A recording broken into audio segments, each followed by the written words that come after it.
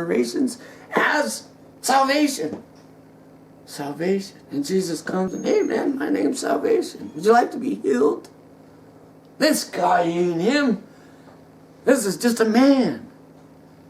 And that's what we come to find out, that the men and women of this world were made what? In the image of God. In the image of God. And the moment you set up an idol or a molten image to become the image of God, you are no longer the image of God, thereby making yourself worthless. Worthless. And why were all the people worthless in the land of Egypt? Because they worshipped molten images. And the people were worthless. The people God made to house his image, the reflection of his image, were worthless in their own hearts and minds. The image is so wonderful. Love the image. The cow. But you are worthless. And God says, no, the cow is worthless. And you matter to me so much that I was willing to give up the author of life so you may live. So you may live.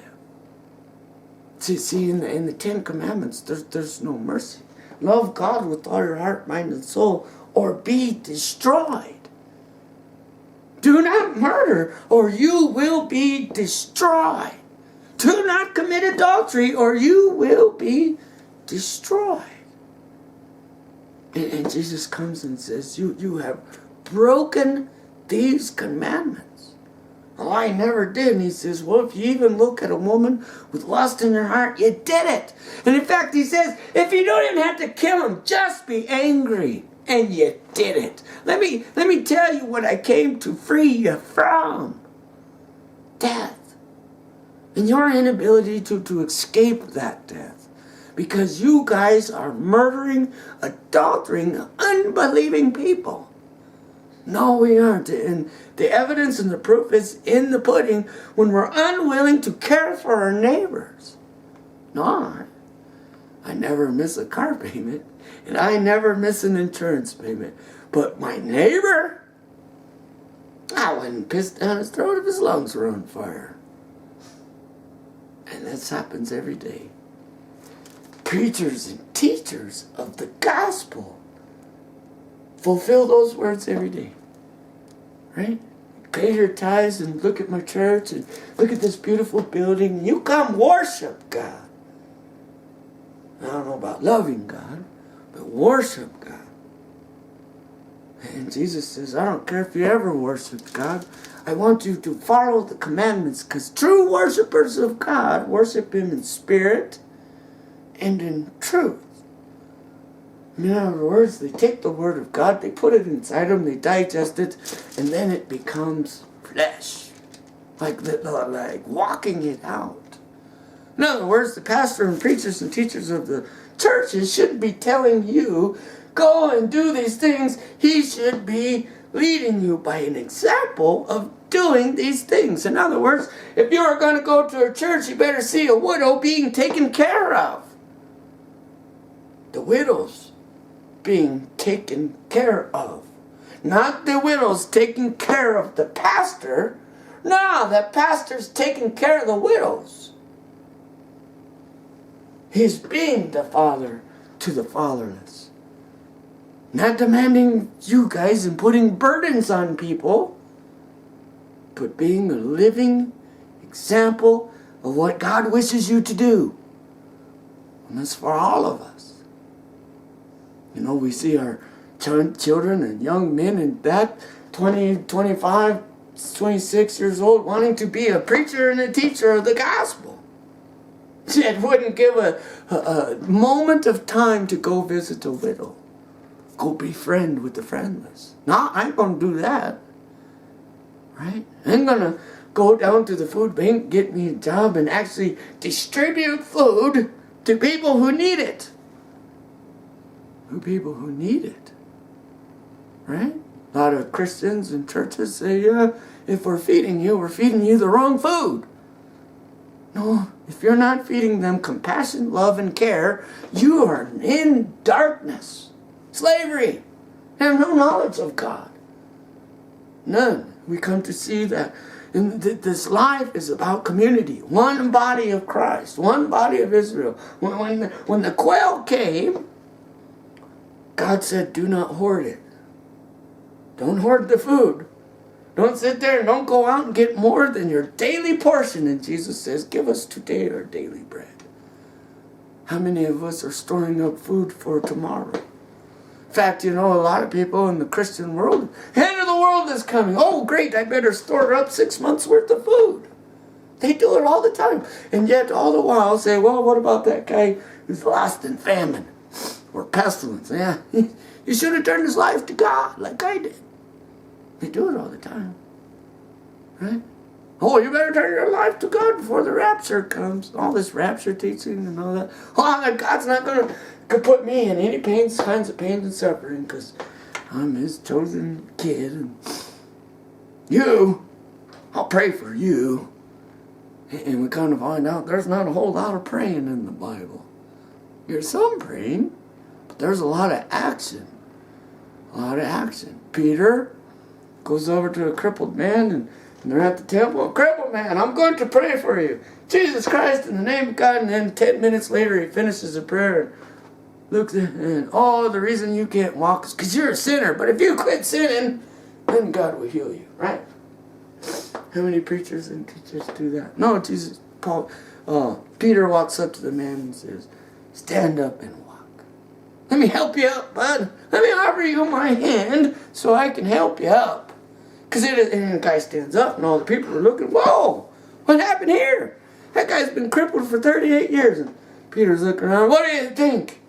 Because of my holiness or my power in me? Nothing to do with me. It was the faith of Jesus Christ living in him. Living in him made him whole. And if you guys all believed in Jesus Christ that lived in you, he would make you whole as well. Right? So we're always, come, Lord. Paul says, if you're praying for Jesus to come, you don't know Jesus. If you're praying for Jesus to come back and be resurrected for the rapture, you don't know Jesus. Why? Because Jesus is with us. He is Emmanuel. He's not the God of rapture. He is Emmanuel, the God who is with us. Who's with us? Where is he at? He's in the cloud. In the cloud of witnesses. Jesus has come. When? The day I believe. The day I believe. Believe in what? The last day. And we get to see that they're setting up this last day, the Sabbath day, this day of rest. Last day. When is this day? Today. Today, if you hear the voice of God, do not harden your heart. Today. When's the last day? When was all this that they brought everybody out of darkness? That day when you can say, today, I see. Therefore I am. God, I don't know. What? You gave me life just to leave me out in the middle of the wilderness and then be destroyed? Like us, why do we live? Live to die? Right? No, because this life is a teaching process of how are we going to live with the holy God for the rest of eternity without sin. What? Without sin? Yeah, we're going to live with God for the rest of eternity without sin. Right? So God gives you the fullness of sin and the fullness of the power of sin here in this world. So that you can see and understand that God's life-giving spirit is more powerful than sin. More powerful than the laws of Moses. Right? Faith is stronger than ritual worship. Love covers a multitude of sins. And if you could love yourself enough to believe that God has chosen you to be his child, it can cover a multitude of sins all the way to the 1000th generation. Cover multitude of sins. got 1,000 spirits in me, all waiting to be released from the darkness, be released from the bondages of sin. The good news is God did it in the beginning. They're in heaven, waiting for you. Just as it says, will not destroy the earth. Why? Because it is God's will that all men be saved. And so God is slow to anger, slow and never wants wrath. He wants you to believe. And if you're in this world and you're walking this life, why would he destroy everything when he's waiting for you? Waiting for you. So in other words, those 1,000 generations of people aren't in bondages of chains, prison. You are. You are. You know, that's the thing that as we come to find out is God scatters the people throughout the world. And the Jews first, he unveils himself to the Jews first, and they rejected him. Yet he scatters Israel throughout the world, and then when he calls out with his mighty name, they heard, and they listened. And who heard and who listened? The uncircumcised heathens. Who's the promise for? The uncircumcised heathens. How can I circumcise a child that hasn't been born yet? Who crossed through the ocean? The uncircumcised. None of them were circumcised until they got to the other side. To the other side. Jesus come for the unbeliever. Those who do not believe in the laws of Moses. I come for you. Why? Because I want you to believe in the laws of Moses. Right? Love is suffering. Love suffers when we don't obey God. The love of the world suffers. Our ability to access health care is non-existence because the hearts of men and people have grown cold. We love idols, but we do not love our neighbor as ourselves. Same for here. God begins to create a community that loves itself, that loves each one of them as though it was one member of one body.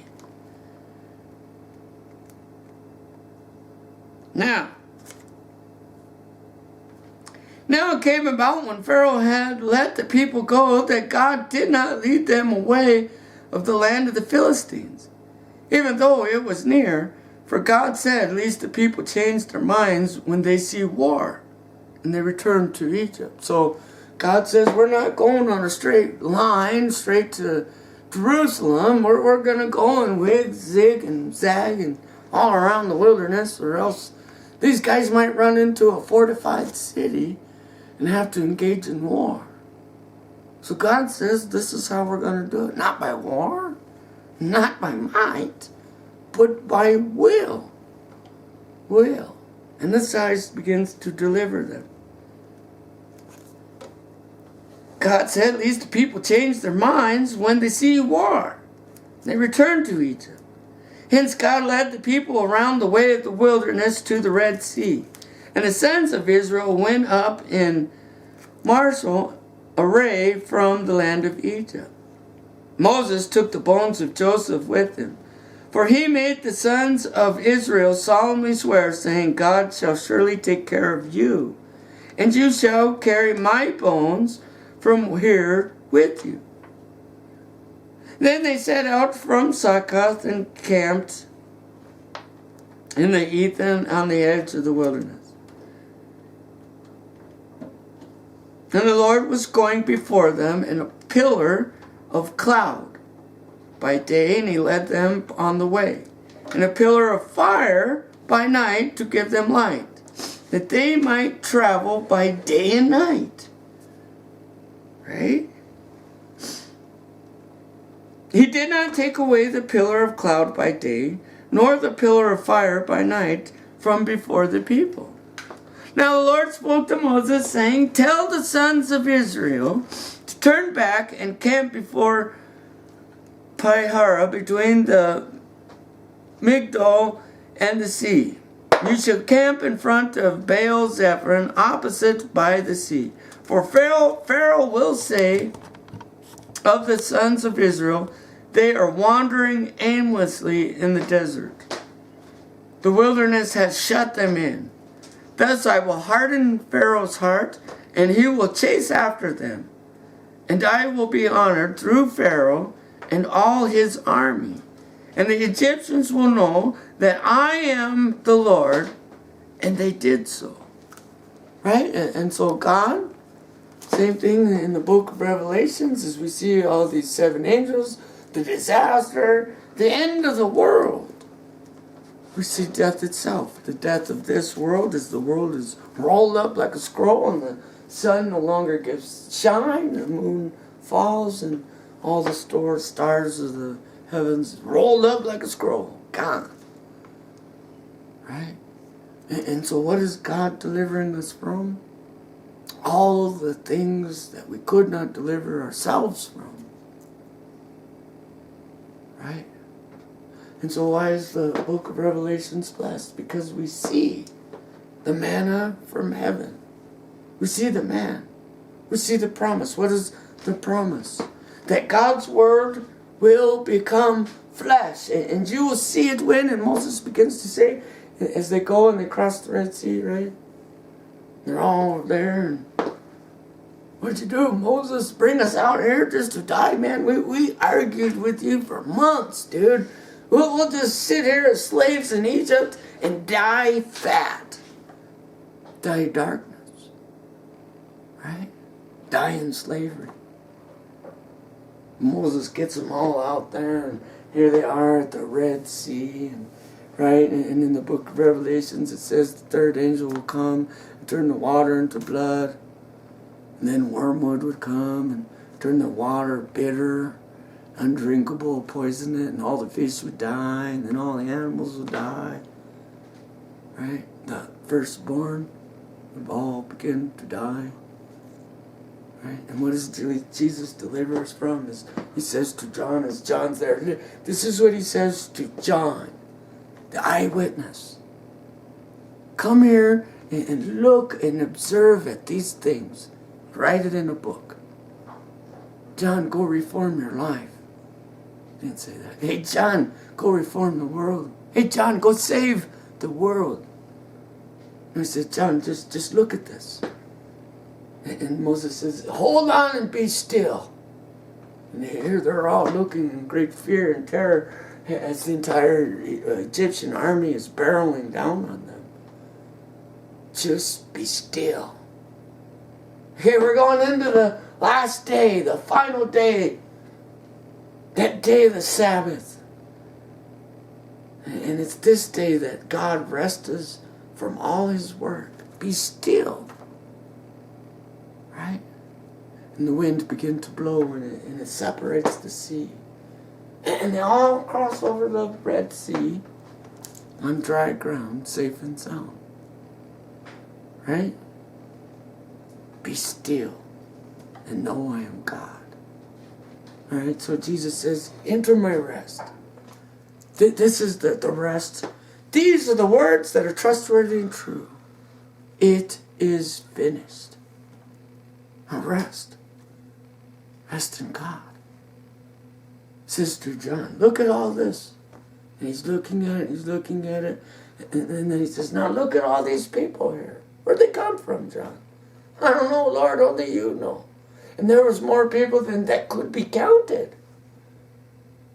These are the descendants of Abraham. Right?